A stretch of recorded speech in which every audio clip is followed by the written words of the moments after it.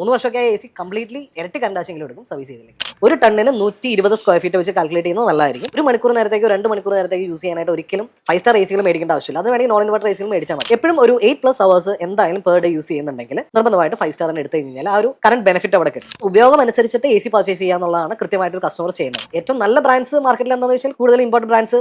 ഒരു A C വാങ്ങാൻ പോകുമ്പോൾ എന്തൊക്കെ കാര്യങ്ങളാണ് പ്രധാനമായി ശ്രദ്ധിക്കേണ്ടത്? എ സി മേടിക്കുമ്പോൾ മെയിനായിട്ട് ശ്രദ്ധിക്കേണ്ടത് നമ്മുടെ റൂം സൈസിന് ഒരു ഇതായിട്ടുള്ള എ സി മേടിക്കാം. ഇപ്പോൾ പല ആളുകളും 200 സ്ക്വയർ ഫീറ്റ് റൂമിലോട്ട് 1 ടൺ എ സി എന്ന് പറഞ്ഞിട്ട് വരുന്നുണ്ട്.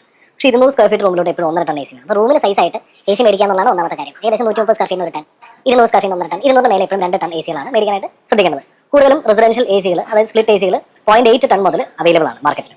അപ്പോൾ അതിനനുസരിച്ച് 100 സ്ക്വയർ ഫീറ്റ് താഴെ 80 സ്ക്വയർ ഫീറ്റിന് മേലേക്ക് ആണെന്നുണ്ടെങ്കിൽ 0.8 ഒക്കെ ആയാലും മതി. എപ്പോഴും ആ ഒരു സൈസ് റൂം സൈസ് അനുസരിച്ച് ചാർജ് കുറയ്ക്കാൻ സാധിക്കും. തീർച്ചയായിട്ടും എ സിയുടെ മെയിൻ ആയിട്ടുള്ള ഘടകമാണ് സർവീസ്. എ സി മേടിച്ചാൽ മാത്രം പോരാ, എ സിയുടെ സർവീസ് പ്രോപ്പറായിട്ട് എപ്പോഴും തന്നെ ചെയ്യണം.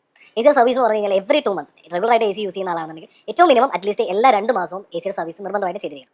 അത് നോർമൽ വീട്ടിൽ ചെയ്യാവുന്നേ ഉള്ളൂ. ഇതിന്റെ ഫിൽറ്ററൊക്കെ ഊരിയിട്ട് ഇൻഡോറിന്റെ ഫിൽറ്റേഴ്സ് മാത്രം എല്ലാ 2 മാസം കൂടുമ്പോൾ ക്ലീൻ ചെയ്ത് കഴിഞ്ഞാൽ ഇൻഡോറിന്റെ ഫിൽറ്റേഴ്സ് മാത്രം എല്ലാ 2 മാസം കൂടുമ്പോൾ ക്ലീൻ ചെയ്ത് കഴിഞ്ഞാൽ നമുക്ക് ഒരുപാട് രീതിയിൽ ഇപ്പോൾ ഒരു വർഷമായിട്ട് ക്ലീൻ ചെയ്യാത്തൊരു എ സി ആണെന്നുണ്ടെങ്കിൽ കറണ്ട് കാശ് ഓൾമോസ്റ്റ് ഒരു 70-80% ഹൈ ആയിരിക്കും. ബിക്കോസ് എപ്പോഴും അതിൻ്റെ ഉള്ളിൽ കരടുകളും ചെളികളും കയറി നിന്ന് കഴിയുമ്പോൾ എ സി വർക്ക് ചെയ്യാനായിട്ട് ഒരു പുഷ് കംപ്രസർ എപ്പോഴും ഓവർലോഡ് എടുത്തുകൊണ്ടേയിരിക്കും.